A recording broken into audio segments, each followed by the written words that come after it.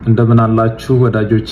አገር ውስጥ የነበረው ሕክምና ጨርሼ ተጨማሪና ዘላቂ ሕክምና ለማድረግ ውጭ ሀገር እገኛለሁ። በሁሉ ነገር ከጎኔ የቆማችሁ መላው የኢትዮጵያ ሕዝብ አገር ውስጥም ውጭም ያላችሁ እህት ወንድሞቼ፣ የሃይማኖት አባቶች፣ ከፍተኛ የመንግስት ስራ ኃላፊዎች እንዲሁም ውጭ ሀገር ሄጄ እንድታከም ሙሉ የሕክምና ወጪ የሸፈናችሁ የቅርብ ወዳጆቼና ቤተሰቦቼ፣ በሽኝት ፕሮግራም ዛሬ እዚህ ያልተገኛችሁ ለሕክምና የከፍተኛ ድጋፍ ስታደርጉ ከጎኔ ሆናችሁ ስታስታመሙኝ የነበራችሁ በሙሉ እግዚአብሔር ይስጥልን። እጅግ በጣም ከልብ አመሰግናለሁ።